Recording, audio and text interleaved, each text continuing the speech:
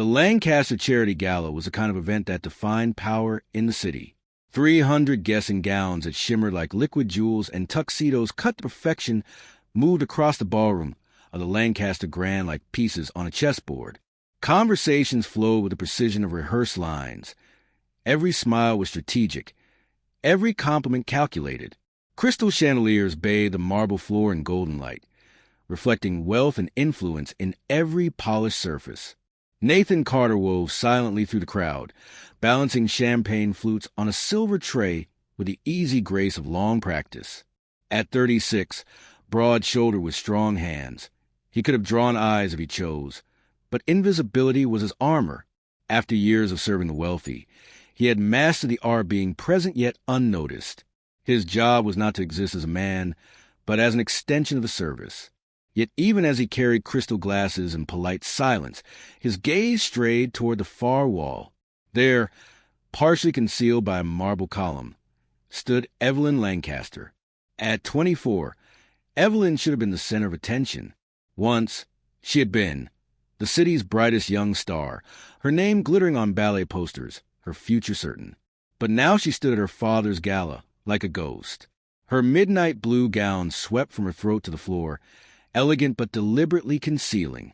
Her golden hair was pinned low, not to showcase her face, but to soften the scars that flamed across the right side from temple to jaw, a map left behind by fire 7 years earlier. Guests noticed her, but only in stolen glances. Some looked away out of discomfort. Others whispered, their voices carrying even when they thought themselves discreet. She was a Lancaster princess turned tragedy, the dancer who would never dance again. Her father, Henry Lancaster, commanded the center of the room with magnetic authority. At 58, he was the embodiment of power, every silver hair in place, every smile measured, every gesture weighted with significance. CEO of Lancaster Holdings, he had built an empire on perfection, and he demanded no less from his world. His eyes, icy blue, the same shade as his daughter's, scanned the room without pause. When they brushed over Evelyn, they moved on as though she were part of the architecture. Nathan noticed this. He noticed everything while pretending to notice nothing. Serena Blake, the chief operating officer, orchestrated the evening with military precision, her tablet never leaving her manicured hands. Dante Cooper, head of public relations, worked the room with a politician's smile. Vivian Moore, influencer and opportunist, streamed moments for her followers, careful to frame glamour and tragedy in the same shot for maximum engagement. But Nathan's attention always returned to Evelyn. He saw her fingers tremble when she reached for her untouched champagne. He saw the way she pressed against a pillar whenever the crowd drifted too close. From his pocket, he felt the outline of the music box his late wife Amanda had given him, its melody sometimes surprising him with sudden notes, a ghost of a dream cut short. The evening unfolded in polished sequence. Henry Lancaster announced a new charitable initiative, cameras flashing as donors signed pledges.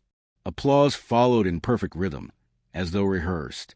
Evelyn remained in her corner, alone, the whispers swirling like smoke. 7 years ago, smoke had indeed changed everything. The Riverside Theater, filled to the rafters for the Youth Ballet Company season premiere, had been her world.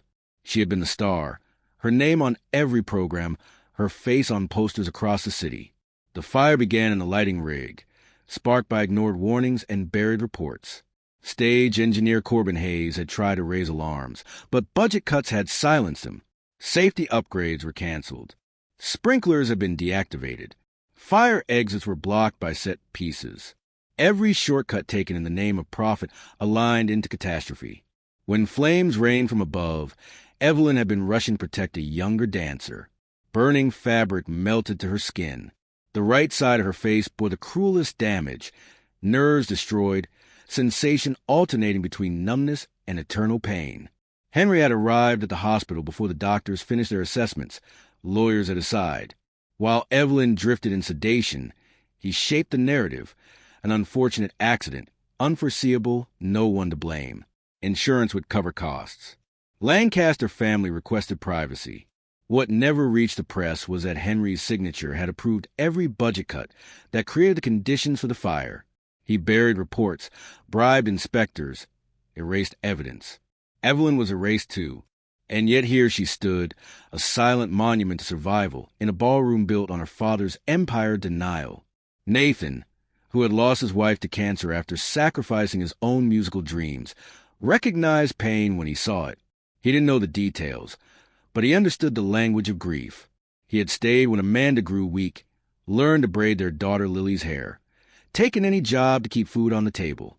Now he served champagne to those who spent more on wine than he made in weeks, and played piano in hotel bars when luck allowed. The band, led by Finn Morgan, a classically trained musician whose own dreams had narrowed to weddings and galas, kept the music light. Safe. Nothing melancholy, nothing tragic. Serena had ensured the Riverside repertoire was forbidden, but fate had other plans. When Finn glanced at the music stand, he froze. Someone had slipped in a handwritten sheet. The melody on it was unmistakable. The very waltz from the Riverside's final performance, the song that had played as fire consumed the stage. His eyes met Serena's. Her face drained of color. Yet the musicians began, the piano striking the haunting minor chords that echoed through the ballroom. The air shifted. Evelyn's glass trembled in her hand, golden liquid shaking. Nathan saw it. Instinct overrode duty. He set down his tray, walked directly toward her. 300 eyes followed him as the music swelled. He extended his hand to her, without a word. Gasps rippled. A waiter asking the scarred heiress to dance? It was unthinkable. Against every rule. Against every wall of class and reputation. Evelyn stared at his hand. Automatic refusal rising. A lifetime of hiding had made no another reflex. But then, from the service entrance, a small figure peeked in, 7-year-old Lily, her babysitter tugging her back. The little girl waved at Evelyn with a smile as bright as dawn. Something shifted. Evelyn set down her glass. With trembling fingers, she placed her hand in Nathan's. The ballroom froze. Whispers surged. Nathan's hand was steady at her waist, his eyes on hers. Not pitying, not avoiding, simply seeing. "You can dance as yourself," he whispered. "Nothing more, nothing less." And she did. Her body remembered. Years of training unfurled like petals. Hesitant steps grew stronger. Nathan matched her, guiding but never forcing. He had learned to dance during Amanda's better days, supporting without overwhelming. Together, they moved, and Evelyn's spine straightened. Her arms found grace. Her expression transformed from shadow to light. The ballroom became witness to resurrection. Henry Lancaster froze at the stage's edge. Recognition dawned. The melody, the fire, the night he had buried. Rage rose in him, but cameras flashed, phones streamed, and whispers grew louder. He could not stop what had begun. And Evelyn, for the first time in 7 years, danced. The silence that followed Henry's confession was suffocating. Even the chandeliers seemed to dim, their brilliance paling against the weight of truth that had just been spoken into the room. Evelyn stood trembling, not from fear, but from the surge of power that came when chains finally snapped. Vivian Moore's live stream was exploding. Comments flew across the screen. "She's braver than all of them. That poor girl. No, that strong woman. Down with Lancaster Holdings." Tens of thousands of strangers were witnessing what Henry had spent years hiding. Nathan's hand never left Evelyn's. His presence was steady, an anchor in a storm. Across the ballroom, Corbin Hayes stepped forward, folder in hand, his eyes blazing with vindication. The room, once so rigid in its adherence to hierarchy and wealth, was now a stage of reckoning. Henry's empire cracked in real time. Serena Blake, ever pragmatic, shifted allegiance before the dust had even settled. She raised her voice over the din, announcing a full review of company safety protocols. Dante Cooper muttered damage control strategies into his phone, sweat dripping from his temple. But no spin could erase what had just been admitted on camera. Evelyn, however, did not focus on them. She turned her face toward the music, toward the man who had dared to reach for her when everyone else turned away. The waltz swelled again, Finn Morgan conducting with trembling hands, and the dance resumed, not as defiance this time, but as freedom. The crowd parted once more, though now not out of scandalized shock, but awe. Evelyn moved as though years of silence were shedding from her body with every step. Each turn, each lift of her arms, was reclamation.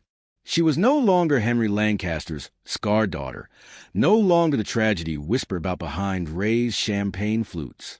She was simply Evelyn, the dancer who had survived. And survival, in that moment, was breathtaking. Henry shouted again, his desperation breaking into rage. But the crowd no longer looked at him. Cameras shifted away. Influencers angled their lenses toward Evelyn and Nathan. Henry Lancaster, once the unshakable titan of the city, was now a background figure, blurred by irrelevance. His words dissolved into noise. Evelyn's voice cut through, strong and unyielding. I am not your shame. I am not your failure. I am me, and I will be seen. Applause erupted, spontaneous and unstoppable. It was not polite society clapping out a habit. It was raw, thunderous, and real. The ballroom shook with it. Some cried, others cheered, but no one remained untouched. Lily Carter darted forward, music box in hand, her small voice carrying as she wound it. The soft lullaby notes joined the orchestra, imperfect yet somehow perfect, as Evelyn knelt and embraced her. That simple, innocent act pierced through every barrier. No speech, no headline, no scandal could eclipse the purity of that moment. By dawn, the video had circled the globe. 10 million views became 20, then 50. Evelyn's name trended not as tragedy, but as triumph. Henry Lancaster, on the other hand, became the emblem of corruption and cruelty. By noon, the board had stripped him of authority. Investigations piled at his door. The empire he built on perfection was dismantled by the imperfection he had tried to erase. But Evelyn's story was no longer about him. 3 days later, in a quiet dance studio with peeling paint and scuffed floors, Evelyn found herself staring at mirrors she had avoided for years. Astrid Cole, her old mentor, placed a trembling hand on her shoulder and offered her something unexpected. Not pity, but purpose. Teach. Dance. Live again. And Evelyn said yes. From that moment, her life reshaped itself. She taught children who had been told their bodies were wrong for dance. Too heavy, too scarred, too broken. She showed them. Movement was not about perfection, but about expression. Nathan played piano for classes, his music a bridge between grief and hope. Lily danced with wild abandon, her laughter echoing through the halls, proof that joy could exist even after loss. The world began to shift, too. Inclusive dance programs sprouted across cities. Survivors shared their stories online, inspired by Evelyn's courage. The waltz from that night, Reflection in Flame, was recorded by an orchestra, its proceeds funding burn survivor support groups. Henry Lancaster, meanwhile, faded into obscurity. The once commanding man was now just another name attached to scandal. He tried, clumsily, to reach out. Once, he appeared at Evelyn's class, gray and diminished. He whispered, "I see you." It was not forgiveness. It was not enough. But it was a beginning. A crack in his armor, a chance, however slim, for him to learn what love without conditions meant. A year later, the Riverside Theater reopened. Evelyn stood on stage again, unmasked, unhidden, unafraid. The lights above burned bright, but this time safely, thanks to Corbin Hayes. Nathan's music filled the hall, a new composition born from resilience. Evelyn danced, not as the flawless girl she once was, but as the scarred, radiant woman she had become. When the performance ended, the ovation lasted 7 minutes, one for each year she had hidden. Evelyn didn't cry. She simply stood tall, breathing in the sound, allowing herself to exist fully in the light. Backstage, Lily pressed a music box into her hands again. "Not perfect," the child whispered with wise eyes. "Better than perfect. Real." Evelyn laughed, the sound breaking free at last. And in that laughter, in scars bared and survival embraced, in love quiet